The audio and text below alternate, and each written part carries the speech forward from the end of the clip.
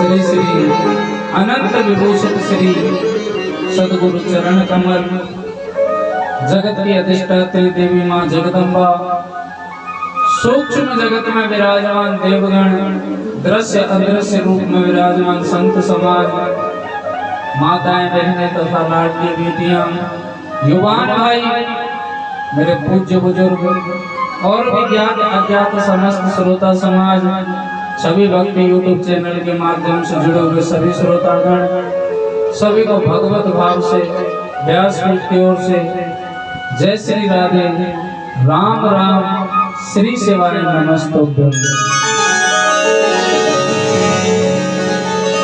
मृत्युंजय महादेव परिवार के तत्वाधान में चल रही भगवान शंकर की प्रत्यक्ष मूर्ति श्री पार्थिव शिव महापुराण दिव्य कथा का आज तृतीय दिवस यानी तीसरा दिन है।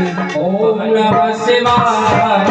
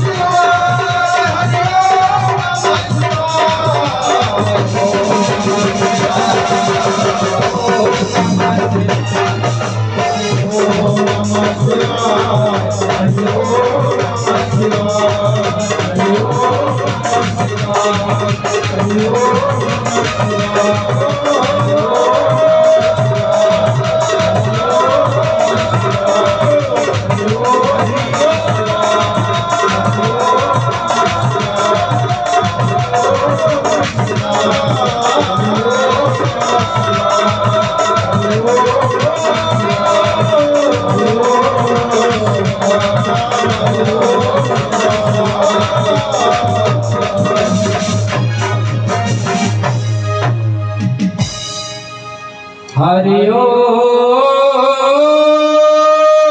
नमः शिवाय। बोले शंकर भगवान की जय हो, श्री शिव महापुराण की जय हो, बस्ती माता की जय, जगत जननी जगदम्बा मैया की जय हो। नमः पार्वती पते हर हर हर महादेव शंभो।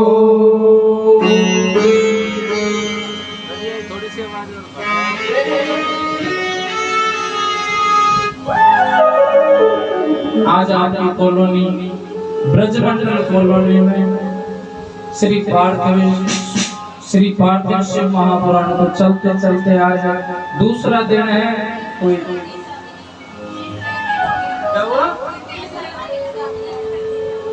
अच्छा तीसरा दिन है, मैंने क्या कहा आज तीसरा दिन भी हो गया। मुझे ऐसा लग रहा है कुछ मैया आगे वाली गलत बता रही है। तीसरे दिन पीछे वाली मैया बताओ कौन सा दिन है। अरे सब मिले हुए हो क्या? अच्छा सबको पता है कि तीसरा दिन है, किस किस को पता है? तो उठाओ। चलो तो कोई भगत ये बता दो कल कथा को कहाँ पे रखा गया।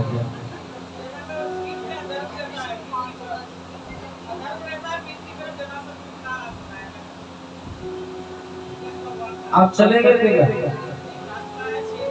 मैं तो भुलक्कड़ आदमी, आप बता दोगे जब ही कथा चालू होगी। मुझे नहीं पता, सोने के बाद में कहाँ गए कल की कथा। जब आपको पता है कि आज तीसरा दिन है तो ये भी पता होना चाहिए कि कल दूसरे दिन कथा को कहाँ विराम दिया गया। नहीं पता तो वैसे ही बोल दिया करो हमको नहीं पता। कल की कथा में सूत जी सोनकादि ऋषियों को बिल्व पत्र का महात्म्य बताया। बिलपत्र के बारे में बता करके विराम दिया था ना। वो तो भगवान की कृपा है जो मुझे ध्यान आ गई। ध्यान रखना, कल से याद नहीं आएगी। हाँ बोलिए शंकर भगवान की। तो चलिए वहीं चलते हैं जहाँ शौनकादि ऋषि बैठे, उनके मध्य में सूत जी हैं। बड़ी सुंदर बिल्वपत्र का महात्म्य बताया था। और बिल्वपत्र कोई साधारण नहीं है, तो औषधि है, इसको तो वैज्ञानिक भी मानते हैं। शिव महापुराण पर चढ़ा हुआ या शिवालय में चढ़ा हुआ बिल्वपत्र, आप जिस औषधि की दवा मान करके बाबा से मांग कर ग्रहण करोगे, वो उसी बीमारी में काम करेगा। आप कई दिन से बीमार हैं, दवाइयां लगती नहीं है, आप महादेव पर चढ़े हुए बिल्वपत्र पाना प्रारंभ कर दो, आपकी दवाइयां लगना प्रारंभ हो जाएगी और साथ ही साथ आपकी दवाइयां छूट जाएंगी। ये मैं दावे के साथ कह सकता हूँ। और एक और बात, ये बिल्वपत्र सबसे ज्यादा काम किसमें करता है पता है? जो आजकल चल रहा है माइग्रेन का दर्द, ज्यादातर मैयाओं में पाया जाता है।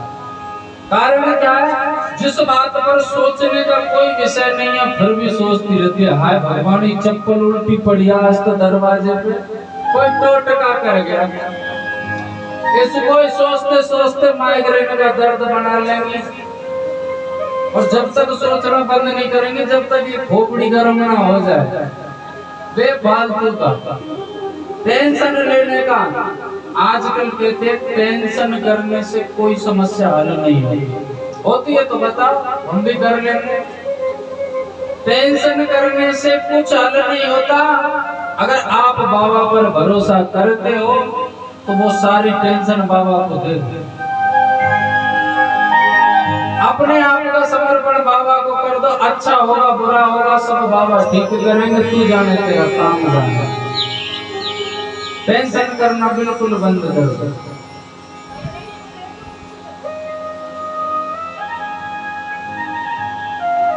शौनकादि ऋषियों से फिर शौनकादि ऋषि कहते हैं सूत जी से, सूत जी ये बताइए, ये भस्मी का जो त्रिपुंड लगाते हैं इसका क्या मतलब होता है?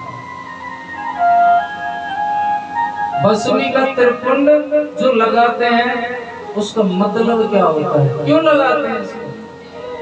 सूत जी कह रहे हैं कि एक बार एक पति पत्नी थे, कथा बड़े ध्यान से सुनना।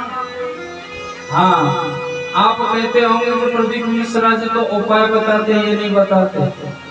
ये सत्य कि मैं उपाय नहीं बताता, लेकिन जो कथा ध्यान से सुनता है उसे उपाय जरूर मिल जाते हैं कि किस भक्त ने कैसा कार्य किया था जिसके प्रभाव से उसका कार्य सिद्ध हुआ। हाँ, इसलिए कथा सुने, और कथा सुनना कभी व्यर्थ नहीं जाता।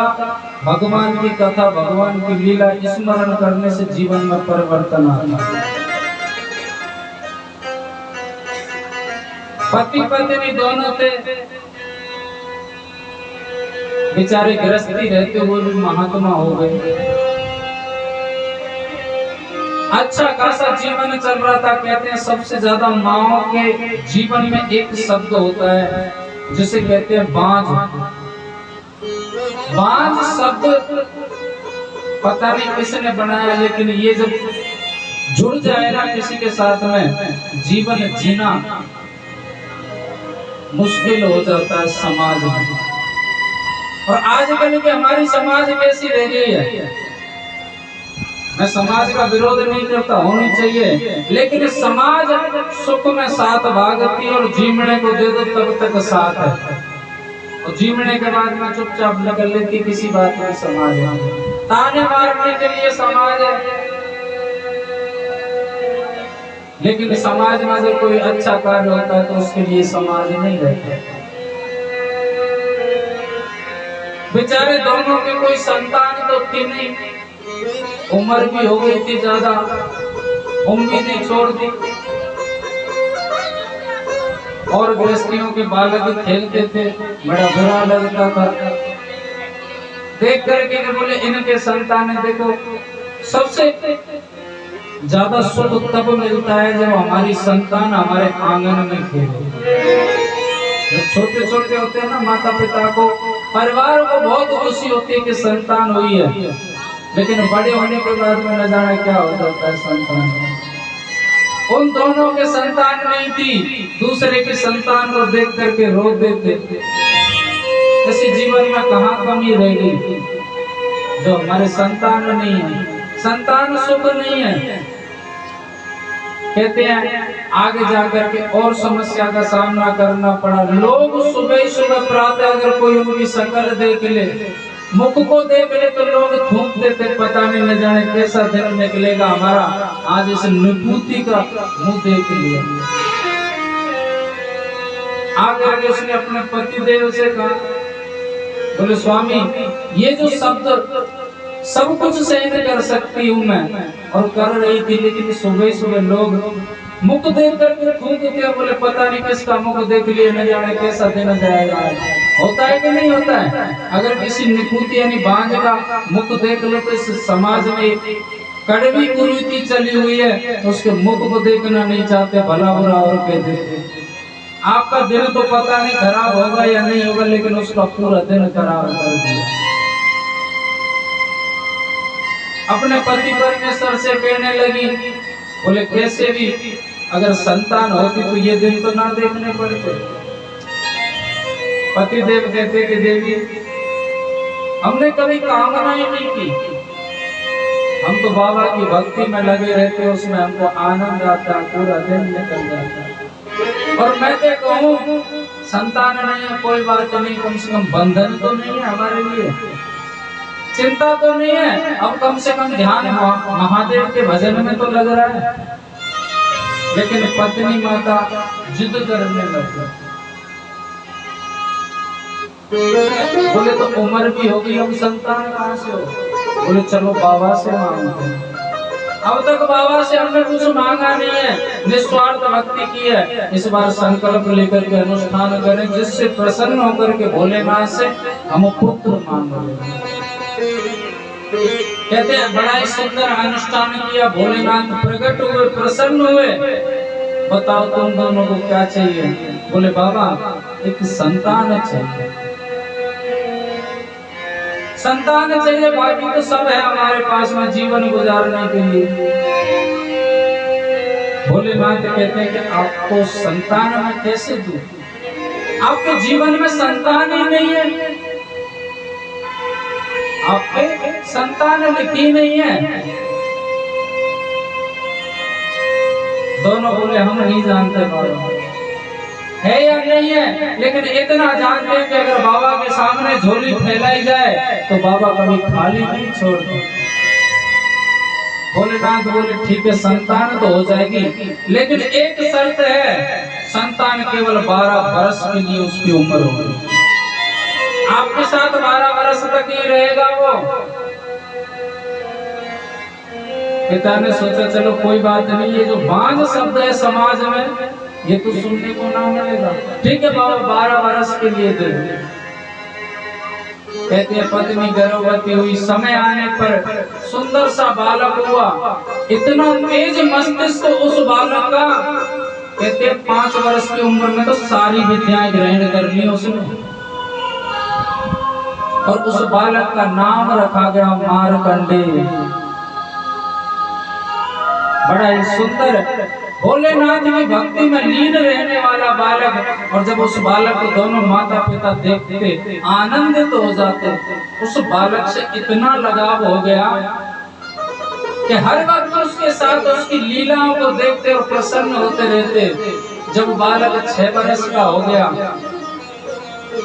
और माता पढ़ाई कर रही थी, तो पति देव बोले कि सुनो देवी आप कुछ भूल रही हो। बोले क्या? बोले इस बालक से तुम ज्यादा मोह मत रखो। क्यों? ऐसा क्या हुआ? इस बालक से प्रेम तो आप भी करते हो। बोले करता हूँ, लेकिन मैं भूल गया था, आज मुझे मेरे बाबा की याद आई है। बाबा ने कहा था ये केवल हमारे लिए 12 वर्ष के, हमारे साथ केवल 12 वर्ष के लिए। आज हमको अच्छा लग रहा है, जब ये हमको छोड़ करके जाएगा ना, जीना दुश्वार हो जाएगा, जी नहीं सकते इसके बिना। अभी भी समय है, 6 वर्ष का समय जाओ। एकदम बात बैठ गई पत्नी के दिमाग में, और उसी समय से पति और पत्नी दोनों ही सोच में, यानी माता पिता उस बालक के दोनों ही सोच में लग गए। चिंता चिंता करने लगे। कहते हैं खूब हृष्ट पुष्ट थे और चिंता कर करके बिल्कुल लकड़ी के समान हो गए। कहते चिंता चिता के समान होती है और चिता पर लिटा करके ही दम लेती है चिंता, इसलिए चिंता किसी को नहीं करनी चाहिए। वो दोनों चिंता करने लगे। हुआ क्या, बालक 7 वर्ष का हुआ, 8 वर्ष का हुआ, 9वें वर्ष में जब पहुंचा तो कहते माता पिता का शरीर साथ देने नहीं लगा। उस बालक ने देखा कि मेरे माता पिता को हुआ क्या है। एक दिन दोनों को बिठाया, चरणों में बैठ करके हाथ जोड़ करके पूछता है, बोले मैया तुमको मेरी सौगंध है। बोले किस बात के लिए बेटा? बोले जो मैं पूछूं उसका सही सही उत्तर आपको दोगे। और बाबा आपसे भी मेरी प्रार्थना है, मुझसे छुपाना मत। बोले बेटा तुझसे तो हमने कुछ छुपाया नहीं, तेरे बिना हमारा है ही कौन? बोले नहीं छुपाया। बोले आज तक नहीं छुपाया। तो मुझे ये बताओ आपको चिंता किस बात की सता रही है? व्यक्ति 2 स्थिति में दुबला पतला होता है, शरीर को क्षीण कर लेता है, या तो खाने के लिए भोजन ना हो, दूसरी कोई चिंता हो। घर में कमी तो है नहीं, लेकिन आप कौन सी चिंता में? कहते जब ये बात पूछी दोनों माता पिता ने उस बालक को अपनी छाती से लगा लिया और हिलकी भर भर के रोते हैं साहब। वो बालक छुड़ा करके अपने आप को और उनके आंसू पहुंचता है। मैंने बाबा आपसे रोने के लिए नहीं कहा है, मैं तो आपसे सिर्फ इतना जानना चाहता हूँ कि वो कौन सी चिंता है जो मेरे माता पिता को खाए जा रही है, एक दिन नष्ट कर देगी। और अगर पुत्र माता पिता की जीवन में काम ना आया, उस दुख को बांटने में काम नहीं आया, वो पुत्र नहीं होता, पुत्र होता है। और मेरे तो माता पिता पूजनीय है। आजकल होता क्या है, माता पिता न जाने किस परिस्थिति में संतान को बड़ा करते हैं, पालते पोसते, पढ़ा लिखा करके अच्छा जीवन भविष्य बना देते हैं, और विवाह करने के बाद में न जाने क्या हो जाता है दुष्टों को, उन्हीं माता पिता को ठोकर लगा देते हैं और एक शब्द कहते हैं, पता है कौन सा? बोले आपने हमारे लिए किया ही क्या है, क्या किया है? ऐसी संतान को मैं तो ये कहता हूँ कि पैदा होते ही मार देना चाहिए। लेकिन मारकंडे कहते हैं कि मुझे बताइए, मैं उस दुख को दूर करूंगा। पिता कहते हैं कि बेटा हमारे कोई संतान नहीं थी। मारकंडे ऋषि कहते हैं मैं आपके दुख को दूर करूंगा, बताइए तो सही। कोई बात नहीं, वो तो साइड में ध्यान नहीं देता। मैं आपके दुख को दूर करूंगा। उनके पिता कहते हैं, बोले बेटा हमारे कोई संतान नहीं थी, लोग हमसे नफरत करने लगे थे, सुबह प्रातः हमारा कोई मुख देखना पसंद नहीं करता था। जब हमने दुखी होकर के समाज से, बाबा से प्रार्थना की, भोलेनाथ से प्रार्थना की, देवादिदेव महादेव से प्रार्थना की, बाबा ने कहा कि तुम्हारे संतान नहीं है। संतान कहाँ से दूं? लेकिन हम पर तरस खा करके बाबा ने कहा, बोले संतान तो हो जाएगी, लेकिन उसकी उम्र केवल 12 वर्ष की होगी। 12 वर्ष तक आपके साथ रहेगा, उसके बाद आपको छोड़ देगा। लेकिन लाला संतान तो हुई तेरे रूप में, तेरी उम्र केवल 12 वर्ष के लिए, और तुझमें हमारा मन इस तरीके से उलझ गया है कि हम तेरे बिना, अगर 12 वर्ष के बाद चला जाएगा तो हम कैसे रहेंगे? जरा भी थोड़ी देर के लिए हमारी आंखों से तू ओझल हो जाता है, दूर हो जाता है, तो हमें अच्छा नहीं लगता, तड़प लगती है। और सत्यता है कि जिसे जीवन में ज्यादा चाहते हैं वो अगर हमको छोड़ करके चला जाए तो ये समझो कि शरीर मृत व्यक्ति के समान हो जाए। लाला इसी बात की चिंता है कि 6 वर्ष तेरे साथ में अच्छी गुजरी, और जब हमको ध्यान आया कि आधी उम्र तो तेरी निकल गई, आंख ही बची है, कैसे रहेंगे, बस वो चिंता है लाला, और कुछ नहीं। मार्कंडेय ने आंखों के आंसू पोंछे दोनों माता पिता को और अपने सिर पर हाथ रखवा लिया। बोले आप दोनों को मेरी सौगंध है, जो आपकी आंखों में बिल्कुल भी आंसू आए। कितनी उम्र बताई? बोले 12 वर्ष की। बोला 12 वर्ष की उम्र, यानी 11 वर्ष तक मैं आपके साथ रहूंगा, और जब 12वीं वर्ष लगेगी मैं आपको छोड़ करके चला जाऊंगा। क्यों बेटा? 12 वर्ष के लिए बाबा ने भेजा है, और तू 1 वर्ष पहले ऐसा क्यों कष्ट दे रहा है लाला? बोले पहले बात तो पूरी सुनिए पापा। पिताजी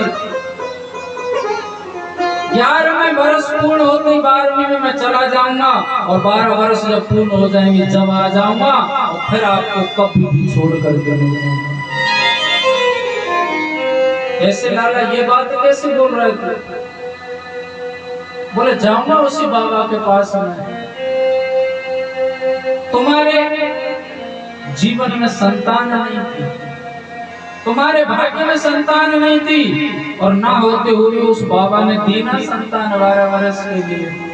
अगर उस बाबा से जाकर के मैं प्रार्थना करूं, तो ऐसा कठोर हृदय नहीं है भोलेनाथ जो मेरी उम्र ना बढ़ाए, वो उम्र जरूर बढ़ाए। आप निश्चिंत रहिए, आपको चिंता करने की आवश्यकता नहीं है।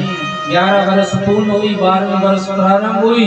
मार्कंडेय घर से निकल जाते हैं जंगल में, और जाकर के भोलेनाथ का ध्यान कर करके और बैठ जाते हैं एक आसन से, और जैसे ध्यान करके अपने मुख को खोला, वाणी को चलाने का प्रयास किया जिह्वा को, कितने बड़ा ही सुंदर एक मंत्र का प्राकट्य हुआ। ओम त्र्यंबकम जजामहे सुगंधिं पुष्टिवर्धनम् उर्वारुकमिव बन्धनान् मृत्युर्मुक्षीयमामृतात्। इस मंत्र का प्राकट्य हुआ, और इसको 1.25 लाख मंत्र जाप दिया। 1 वर्ष लगा उनको इस कार्य को पूर्ण करने में। कहते हैं जैसे 12वें वर्ष की अवधि खत्म हुई, यमराज स्वयं आया। आकर के मार्कंडेय ऋषि बैठे हुए थे, मार्कंडेय बैठे हुए थे आसन पर, और गले में पट्टा डाल दिया घसीटने के लिए। जैसे गले में पट्टा डाला, बीच पट्टे को तोड़ करके उसमें भोलेनाथ प्रकट हो गए, और कहते रहे मूर्ख, तुझे पता नहीं तूने कितना दुस्साहस किया है, तुझे मैं कभी क्षमा नहीं करूंगा। ऐसा कहते हुए त्रिशूल चला दिया उस यमराज पर, और यमराज आगे आगे भागता है। समझ में नहीं आती कि मैंने कौन सा पाप कर दिया। नारायण के पास में पहुंचे, प्रभु कैसे भी भोलेनाथ के प्रकोप से बचाई जाए। नारायण कहते कि भोलेनाथ कभी किसी पर क्रोध तो करते, तुमने जरूर कोई विशेष गलती की होगी, या किसी भक्त का अपमान किया होगा तुमने महादेव। इसका उपाय बता सकता हूँ, बचा नहीं सकता। उस भगत की शरण ले लो। बोले मैं क्षमा करते। यमराज गए और मार्कंडेय के चरण पकड़ लिए। कैसे मुझे क्षमा करो, और मुझे ये तो बताओ कि कौन सी गलती है। मार्कंडेय कहते मुझे आपसे कोई शिकायत नहीं है। भोलेनाथ से कहते हैं यमराज प्रभु मेरी अपराध क्या है वो तो बताए। बोले अपराध ये है कि पहली बात तो यह है कि तप में लीन आराधना करता हुआ व्यक्ति ब्रह्म समान होता है, और तूने उन पर प्रहार किया। बोले बाबा आपने तो कार्य सौंप रखा है मुझे, ये ले जाने का किसी और ने थोड़ी ना दिया है। उस कार्य को तो कर रहा था, कम से कम प्रतीक्षा कर लेता। दूसरी बात, तुझे इसके मस्तक पर भस्मी का त्रिपुंड नहीं दिखा, तुझे जरा भी लज्जा नहीं आई। अगर भविष्य में कभी भी जो भक्त मस्तक पर भस्मी का त्रिपुंड लगाता है, अगर जीवन में भविष्य में सपने में भी तूने सताया, तो मैं तुझे मृत्यु दंड दूंगा। यमराज कहता प्रभु क्षमा कर। लेकिन ये बालक केवल 12 वर्ष के लिए था। जब 12 वर्ष इसकी अवधि पूरी होगी इसलिए इसको लेने के लिए आया। महादेव कहते कि कौन कहता है इसकी 12 वर्ष की उम्र थी? इसकी 12 वर्ष की उम्र नहीं थी। ये बालक जब तक जिएगा इसे कोई मार नहीं सकता। ये मेरा आशीर्वाद है। ऐसा जब मार्कंडे ने सुना आंखों से आंसू बरस पड़े। वाह मेरे भोलेनाथ करुणा निधान। कहा माता पिता के जीवन में संतान नहीं, जब कृपा की तो 12 वर्ष के लिए दी। और देखो कि आज बिन मांगे उम्र भी कैसी कर दी कि जब तक चाहेगा जब तक जिएगा।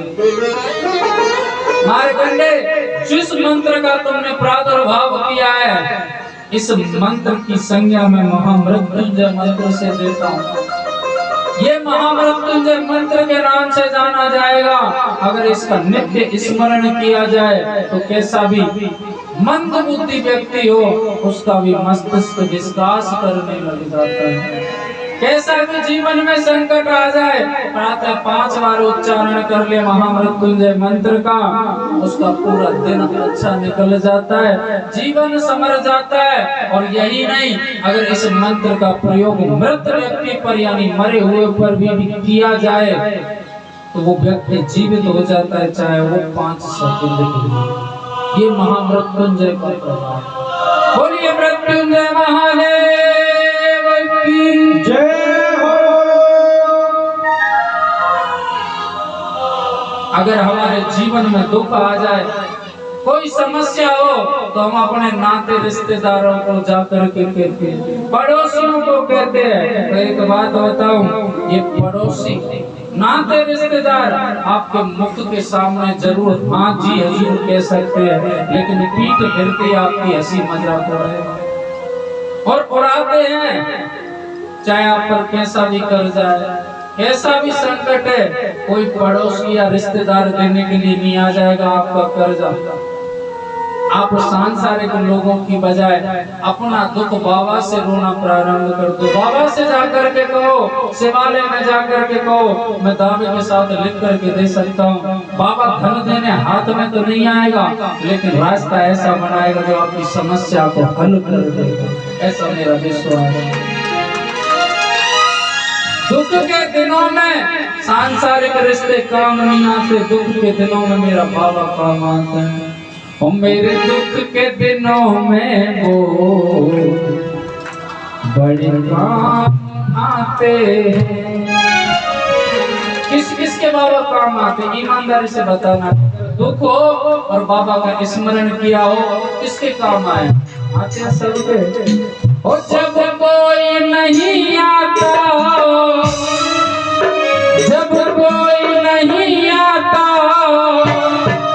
महादेव आते हैं। मेरे दुख के दिनों में वो आते हैं। मेरे दुख के दिनों में वो बड़ी काम आते हैं। मेरे दुख के दिनों में वो बड़ी काम आते हैं। मेरे दुख के दिनों में वो बड़ी काम आते हैं। जब कोई नहीं आता, जब कोई नहीं आता, महादेव आते हैं। मेरे दुख के दिनों में वो आते हैं। मेरे दुख के दिनों में वो बड़े काम आते हैं। आते हैं बाबा, तो सीधे सीधे अरे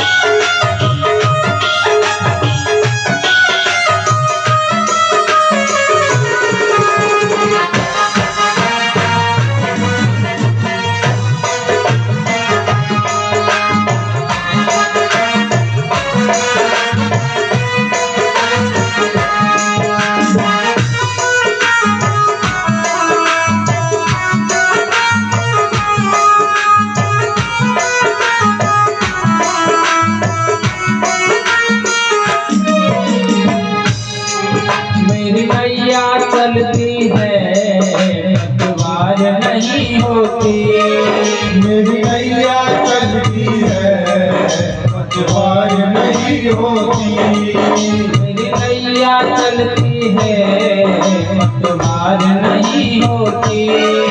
मेरी नैया चलती है पतवार नहीं होती।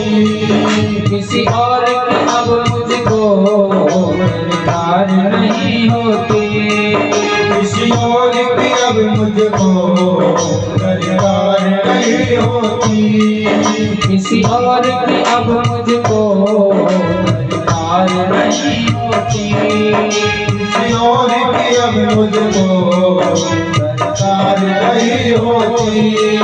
मैं डरता नहीं रस्ते, मैं डरता नहीं रस्ते, मैं डरता नहीं रस्ते, मैं डरता नहीं रस्ते।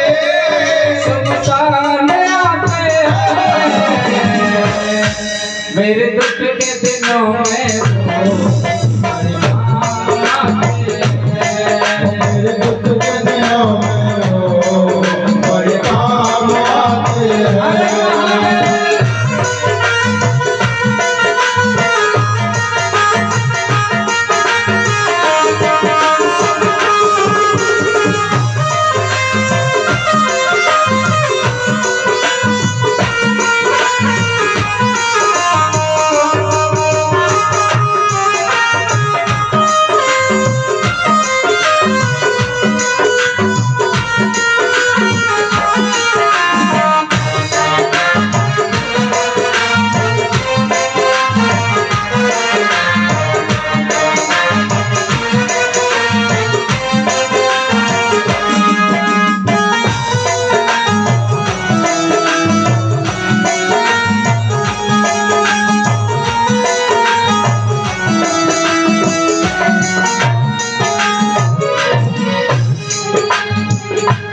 अगर आपको कभी दुख का आभास होने लगे तो आप बाबा को स्मरण कर लेना, दुख हल्का हो जाएगा। कहते हैं दुख कहने से हल्का होता है, पड़ोसियों से नहीं, रिश्तेदारों से नहीं, बाबा को कहने से दुख हल्का होगा। हल्का ही नहीं, दुख बिल्कुल समाप्त हो जाएगा, नष्ट हो जाएगा।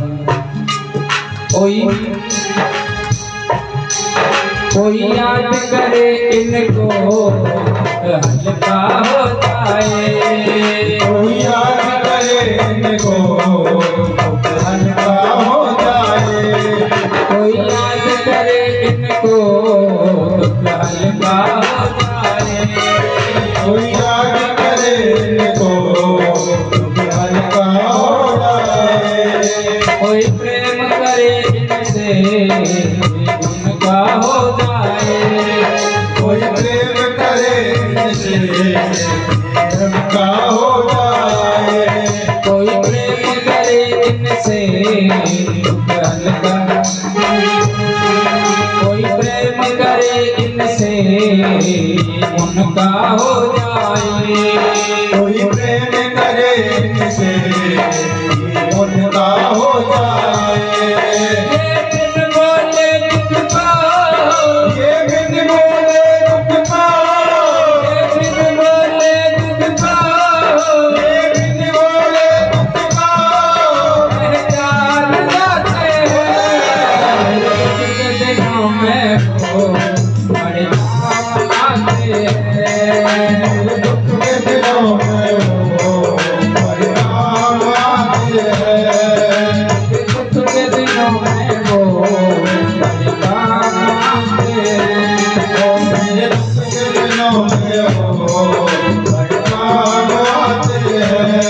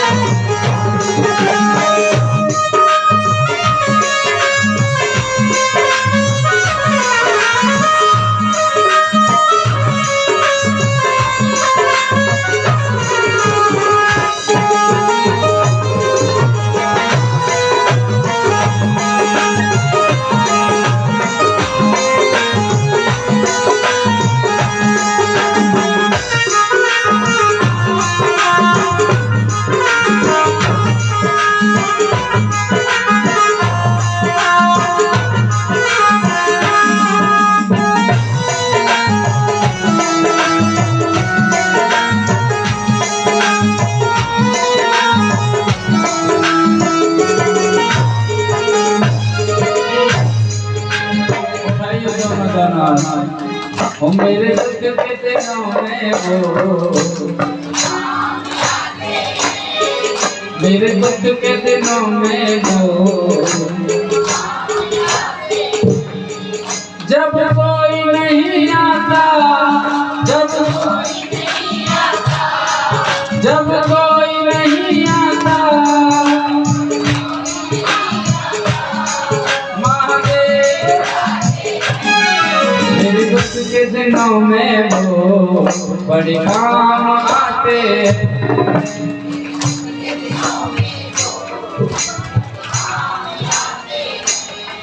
जब कोई नहीं आता, जब कोई नहीं आता, महादेव आते हैं। कर लो स्वदेशी रे, हाँ